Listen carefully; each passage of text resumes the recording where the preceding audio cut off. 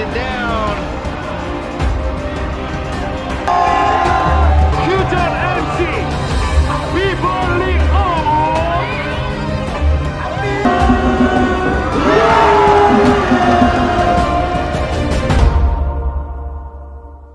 레온이 이제 퓨전 MC 들어와서 막내 생활을 하기 시작했어. 그 당시에 팬티도 많이 찢어지고 팬티도 많이 하고 심지어 대변도 치우고. 아, 이게 참 그때는 많은 일들이 있었어요. 형들이 너무 짓궂어가지고. 그러니까 재밌긴 재밌는데 일단은 팬티가 맨날 찢어졌거든요. 그래서 집에 가면은 팬티가 왜 찢어져 있냐 그러면 형들이 이렇게 팬티 이렇게 뒤에서 이렇게 올리는 거 있죠. 그거 해가지고 맨날. 근데 그거 해서 내가 떴어요, 공중에. 그러면 어떻게 됐어요? 팬티가 찢어지죠? 아무튼 그런 식으로 좀 이렇게 짓궂게 장난도 많이 치고 그랬는데, 저는 뭐 그렇게 뭐 고생했다기보다 그냥 재밌는 추억으로 남기고 있었습니다. 심부름을 굉장히 많이 했습니다. 네, 근데 저는 그때는 어렸기 때문에 지금이랑 또 입장이 달라서 그냥 당연한 거라고 생각했어요. 그래도 힘들 때가 있었죠. 대략 말씀드리면 이렇습니다. 그때는 지각을 많이 했어요. 우리가 다 뭐 시간 개념이 없어서 뭐 5분에 오고, 누군 5분에 오고, 누군 10분에 오고, 15분에 오고, 20분에 오고 이래요. 근데 형들이 굉장히 많았어요. 그때는 한 8명, 7명? 그러면은 이제 예를 들어 빅로드 형이 5분에 와요. 12시 5분에 와. 그러면 야 종우야, 형 심부름 하나만 해주라. 뭐 초코바 하나만 사다 줘. 오케이, 네 알겠어요. 이러고 갔다 오면은 10분에 누가 와. 플렉스 형이 와, 예를 들어서. 저한테 호로라고 부르거든요. 야 호로, 너 바나나 우유 하나만 사다 주라. 그래서 10분에 네 알겠어요. 이러고 갔다 오면 15분이 또 돼요. 그럼 15분이 되면 매드맨 형이 와요. 나 사발면 하나만 사다 주라. 오면서 사면 되는데 왜 나를 왜 시키냐고. 좀 전에 내가 괜찮다 그랬는데, 하다 보니까 좀 생각이 드는 거지. 근데 편의점이 오는 길에 있는데 왜 굳이 와서 시키는 거지? 제 생각에는 지각을 하니까 빨리 와. 일단 빨리 연습실 와서 나를 시키면 되니까 빨리 오는 거지. 그러니까 내가 잠을 더 자게 해준 거예요. 그리고 또 누가 와서 또 시키고 하다 보면은 1시간이 가 있어요. 나중에 와서 형들이 고생했다 이러는 거 보니까 미안하긴 했나 봐요. 옛날에 우리 지하 연습실에 있을 때 대변도 치웠잖아. 우리 진짜 너무 이렇게 생각하니까 나 고생 많이 했다. 연습실을 구했는데 저희가 연습실 잠금 장치를 못했어요. 그래서 요즘에 뭐 도어락 이런 거 있잖아요.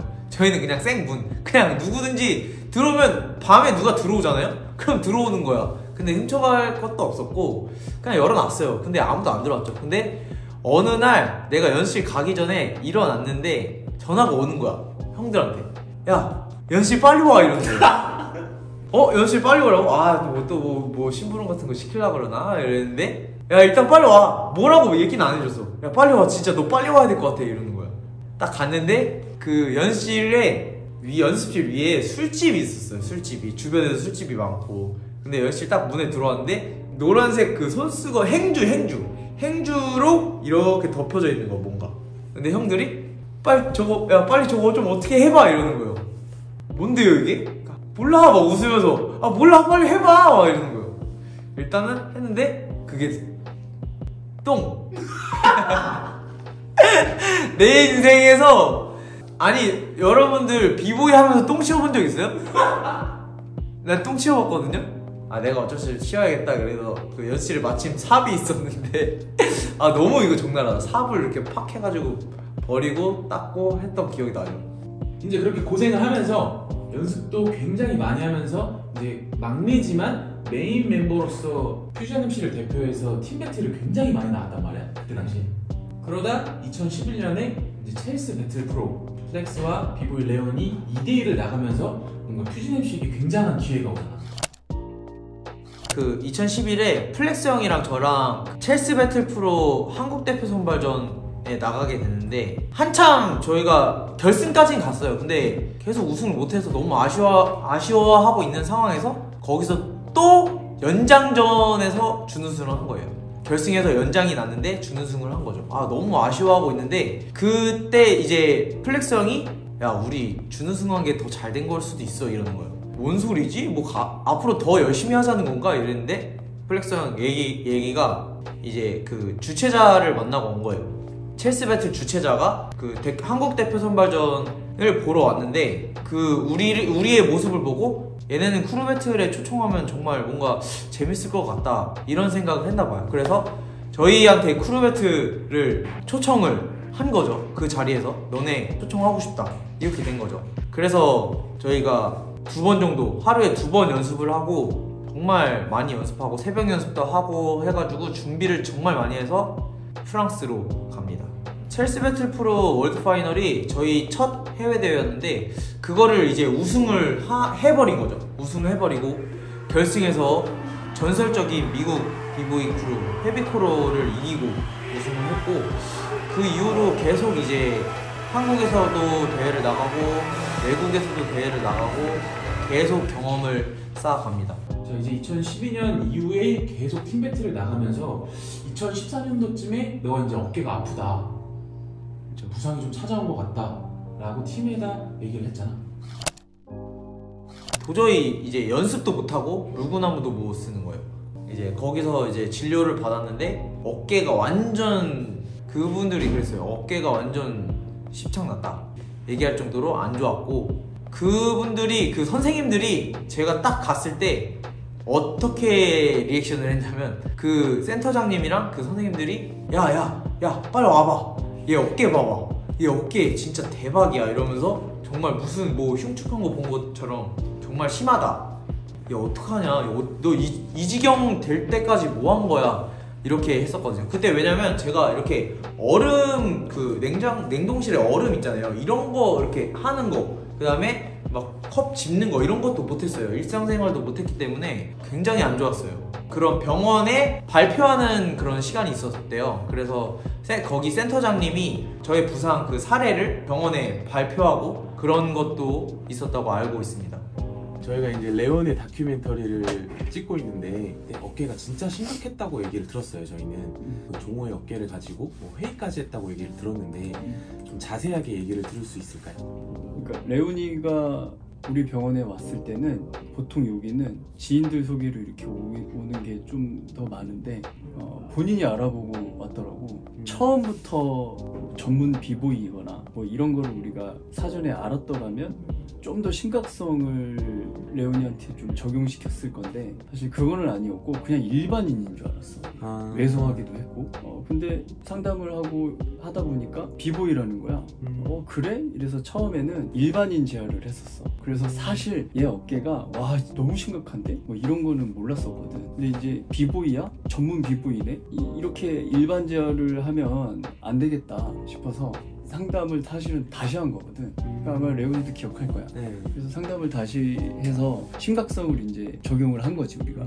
그래서 이 어깨를 봤더니 레온이 어깨에 회전근개라는 게 이제 뭐 일반인들도 요즘은 많이 아는데 회전근개라 그래서 어깨가 이렇게 있으면 위아래 앞뒤로 이 어깨를 안정성을 제공하는 근육이거든. 근데 이 근육 중에 제일 위에 있는 근육이 파열됐다라는 진단을 받아갖고 온 거야. 근데 잘 생각을 해봐. 이렇게 근육이 4개가 있는데 뭐 이거 하나가 없다고 치면 이 어깨가 이렇게 돌아갈 때 이 앞으로 빠질 수도 있고 뭔가 이렇게 안정성이 떨어질 거 아니야. 예를 들면 그 골프공 이렇게 위에 올려놓는데 얘 바람이 불면 이쪽에서 불면 이쪽으로 떨어질 거고 이쪽에서 불면 이쪽으로 떨어질 거고 뭐 이렇게 불안정한 상태인 거지 지금 어깨가. 거기다가 통증까지 있었던 상태라 얘를 어떻게 가지고 갈까 이 고민을 하던 찰나에 본인이 주로 하는 기술이랑 이런 것들을 보여주더라고. 봤는데 뭐 나로서는 사실 상상 초월이었어. 물구나무를 서는 거는 물론이고 그 상태에서 상체가 뒤로 넘어가더라고. 그러니까 근데 이게 진료를 받고 온 병원에서도 그렇고 MRI 찍은 병원에서도 그렇고 내가 봐도 그렇고 재활을 해야 되는 내 입장에서도 그렇고 나는 사실 레온이한테 그랬거든. 너는 앞으로 평생 이 동작을 못하게 될 수도 있어. 그리고 하면 안 돼. 내 입장에서는 너를 말려야 되는 거니까 안 했으면 좋겠다. 이렇게 되면 너가 지금보다 더 안 좋아질 거니까. 그래서 선택의 놓인 거지. 레오나 수술을 하고 재활을 할래? 아니면 수술을 하지 말고 재활을 해보다가 안 되면 수술을 할래? 이렇게 선택권이 주어졌지 레오니한테. 나도 그렇고 이게 참 고민스럽더라고. 그 당시에 이거 수술을 해야 될지 재활을 해야 될지 정말 고민이 많았어. 근데 본인이 좀 의지가 좋아서 수술은 하지 않고 재활로 해보기로 결정을 한 거고, 그 당시에 우리가 큰 맥락으로 보면 레오니를 놓고 회의는 되게 많이 했거든. 레오니를 어떻게 끌고 갈까? 근데 크게 보면 두 가지야. 수술을 할까 말까, 요거 하나랑 그다음에 재활을 어떻게 할까. 그러니까 재활을 수술 안 하고 재활을 한다라고 결정이 났으니까 그러면 재활을 어떻게 우리가 가지고 가야 되지? 이렇게 크게 두 가지로 회의를 했거든. 그럼 그 재활을 했을 때 사실 이곳은 약간 저도 여기서 재활을 해봤지만 국가대표 운동선수들이 많이 오는 곳이잖아요. 혹은 그렇지. 뭐 프로 축구 선수들이라든지 아니면 뭐 유도부터 시작해서 되게 다양한 스포츠 선수들이 오는 곳인데 이 비보이라는 특수성이 띄는 장르에 여기로 따졌을 때는 그런 선수가 온 거는 처음이잖아요. 그래서 이곳에서도 이 재활 프로그램을 짜기가 굉장히 힘들었을 것 같아요. 재활 프로그램을 비보이여서 힘들었다라는 게 있다면 사실은 재활이 초기, 뭐 해봐서 알잖아. 초기, 중기, 후기 이렇게 이제 단계가 있는데 힘들었었던 건 후기 재활이었고 사실상 초기는 비보이가 오던 유도 선수가 오건 거의 비슷비슷하거든. 힘들었다? 후기 재활이 힘들었어. 왜냐면 초기, 중기 때 레오니가 가지고 있는 그 어깨 통증을 감소시키고 안정성을 찾아주는 거였다면 이제 후기 재활은 자 봐봐, 통증도 잡았어, 불안정성도 괜찮대, 선생님 저 좀 좋은데요? 이제 후기 재활을 해야 돼. 후기 재활부터 뭘 해야 되냐면 종목 특성에 맞는 기능 훈련이라는 걸 이제 하게 되거든. 뭐 태권도면 태권도에 맞는. 근데 비보이니까 제일 먼저 떠오르는 게 뭐겠어? 물구나무를 서서 상체가 뒤로 넘어가는 거를 목적을 잡고 해야 되는 거지. 이걸 안 하면 안 된대. 나는 하지 말라고. 근데 이게 이제 미치는 거지. 야, 이거를 어떻게 할까? 그래서 초기, 중기 이렇게 열심히 해서 끌고 와서 다 잡아놨는데 후기 재할 때 이거를 적용하다가 다시 다치면 또 초기, 중기로 넘어갈 수 들어가야 되니까 빽할 수도 있고 수술을 해야 될 수도 있는 이런 상황이니까 그게 제일 어려웠지. 고민 많았다 진짜. 야, 이거를 해야 될까 말아야 될까. 진짜 고민 많았어. 그래도 레온이 여기서 재활을 되게 성공적으로 끝내고 복귀를 했을 때 굉장히 많은 이 대한민국 비보이들이 레온의 움직임이라든지 여러 가지들이 와 엄청 빨라지고 신체적으로 많이 업그레이드 했다라는 평이 엄청 많았거든요. 여기서 약간 어떤 운동을 해서 레온의 이런 신체적인 능력이 업그레이드 됐는지가 되게 많이 궁금해하더라고요. 일단 그 질문 자체가 내 가슴을 막 뛰게 하는데 네. 고맙기도 하고 보람되기도 하고 일단 이 얘기를 먼저 안 할 수가 없어서 정말 너무 뿌듯했거든. 사실 이렇게까지 좋아질 거라고는 나도 상상을 못했기 때문에 열심히 해준 일단 레오니한테 너무 고맙고, 무슨 운동을 했냐면 어깨 운동은 당연하고 의외로 레오니가 약한 걸 찾았어. 그게 복근이었어.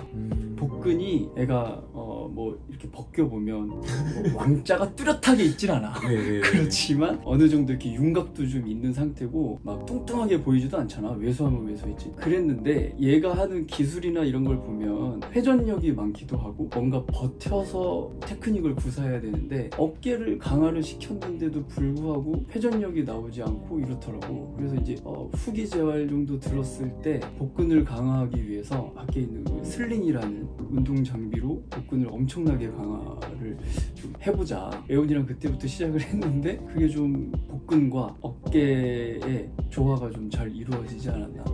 그래서 어느 날 한 어깨 재활이랑 복근 강화랑 이렇게 계속 했더니 어느 날 레온이가 퓨전랩스에서 이제 연습을 하고 왔는데 본인이 생각해도 좀 빨라진 것 같고 주변에서도 너 좀 빨라진 것 같아 라고 얘기를 하더라고. 오자마자 그 얘기를 하는데 이제 나는 얘 상태를 아니까 이거 됐다, 뭔가 이런 좀 자신감이 확 붙었지 나도. 재활을 한 1년에서 2년 정도 엄청 빡세게 했잖아. 매일같이 재활을 한 진짜 제대로 한 건 6개월 정도고 계속 그 점검을 받고 대회 전에 계속 좀 체크를 받고 하고 지금도 안 좋으면 좀 체크를 받으러 가고 해요. 그때 그 재활 이후에 네가 울산 서머즈 1대1 참가하게 되면서 복귀를 했단 말이야.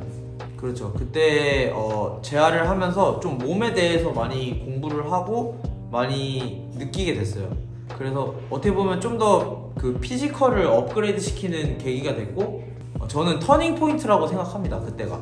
그래서 그 울산선만 딱 나갔을 때 엄청 사람들이 뭔가 움직임이 달라지고 빨라졌다, 엄청 빨라지고 굉장히 뭔가 달라졌다 이래서.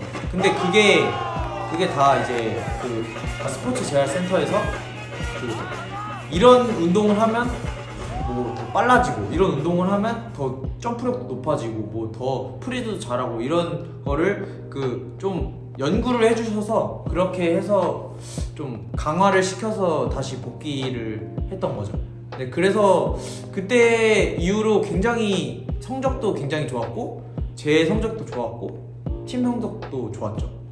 재활을 마치고 복귀 이후에 어떻게 보면 비보이 레온의 전성기가 찾아왔다, 다들 그렇게 얘기했단 말이지. 그렇죠. 제가 알기로는 형이랑 형이 저를 그 레드블비션 아시아 퍼시픽 와일드카드로 뽑았다고 저는 들었거든요. 한 8강이나 4강까지 가자. 그래야지 좀 온 사람들도 몇 번 내가 배틀을 해야 재밌지 않겠냐. 나는 비보이다.